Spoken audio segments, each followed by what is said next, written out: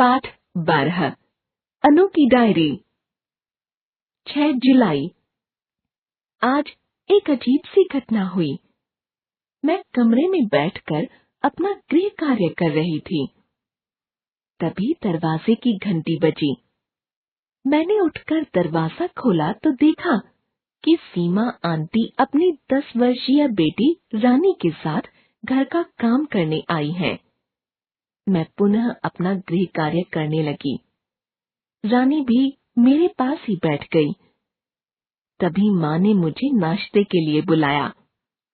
मैंने जल्दी से नाश्ता किया और वापस आई तो देखा रानी बड़ी खुश होकर मेरी किताबें देख रही थी। मैंने उससे कुछ नहीं कहा और चुपचाप अपना गृह कार्य पूरा करने लगी। 7 जुलाई। आज फिर रानी अपनी माँ के साथ काम करने आई। मन में सोचा कि देखूं आज वह क्या करेगी।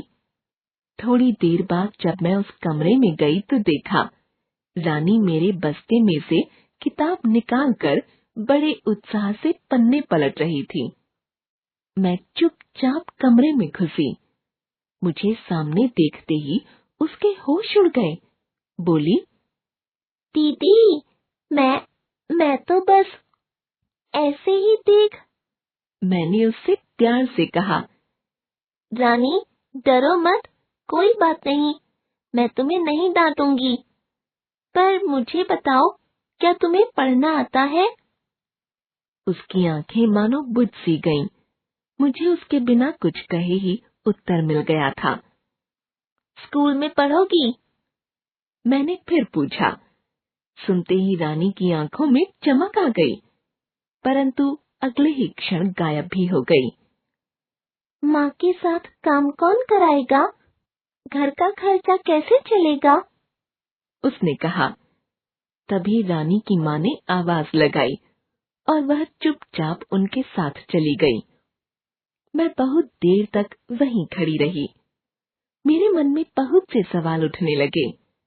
क्या रानी को हमारी तरह शिक्षा पाने का अधिकार नहीं है?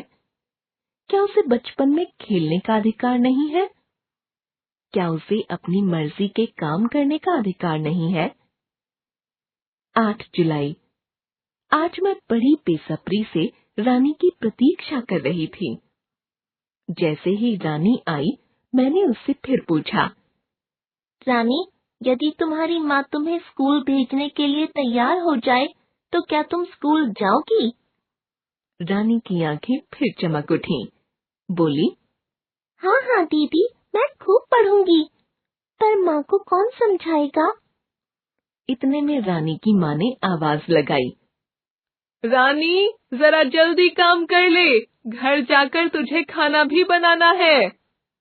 अच्छा माँ, कहकर रानी फिर जल्दी जल्दी काम करने लगी। मेरा मन कुछ उदास हो गया। मुझे अचानक चुप देखकर माँ ने मेरी उदासी का कारण पूछा। मैंने माँ को सारी बात बता दी। माँ ने कहा कि वे स्वयं रानी की माँ से बात करेंगी। माँ की बात सुनकर मेरे मन में उम्मीद की किरण जागी। 9 जुलाई। आज सुबह रानी अपनी माँ के साथ आई। वह जल्दी जल्दी काम करने लगी। माँ ने रानी की माँ से पूछा, सीमा, तुम रानी को स्कूल क्यों नहीं भेजती? उसने हंसकर कहा, बीबी जी, रानी यदि स्कूल चली जाएगी तो मेरे साथ काम कौन करेगा? घर का खर्चा कैसे चलेगा? वैसे भी लड़कियों को पढ़ाने से क्या फायदा? लड़कियां तो पराया धन होती हैं, उनसे हमारा वंश तो चलेगा नहीं। माँ ने उसे समझाते हुए कहा, नहीं सीमा, तुम गलत सोच रही हो, ऐसा बिल्कुल नहीं है। बेटियां भी उतनी प्यारी होती हैं जितने कि बेटे। रानी की माँ कुछ सोचकर बोली, बीबी जी, लेकिन लड़कियों और औरतों का काम तो केवल घर के काम में मदद करना ही है और पढ़ाई लिखाई का काम लड़कों का। माँ ने फिर कहा, नहीं नहीं सीमा, तुम गलत सोच रही हो। आज के समय में लड़का लड़की सब एक समान है। आज तो लड़कियां हर क्षेत्र में लड़कों से आगे निकल गई हैं। डॉक्टर हो या इंजीनियर, शिक्षक हो या मंत्री, उसने हर क्षेत्र की चुनौती को बखूबी पूरा किया है। तुम भी रानी को स्कूल भेजो। जब वह पढ़ लिख कर कुछ बन जाएगी तो तुम्हारा नाम रोशन करेगी।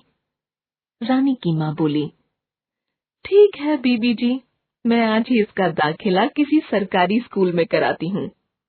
माँ के हाँ कहते ही रानी को तो मानो खुशी का खजाना ही मिल गया। उसके पैर अब जमीन पर नहीं पड़ रहे थे। आज मुझे अपने प्रयास पर बहुत खुशी हो रही है। मुझे पूरा यकीन है कि रानी पढ़ लिख कर घर का नाम रोशन करेगी। साथ ही आशा करती हूँ कि आने वाली पीढ़ी भी रानी की माँ की तरह इस गलती को नहीं दोहराएगी। मैं आज निश्चिंत होकर सो सकूंगी।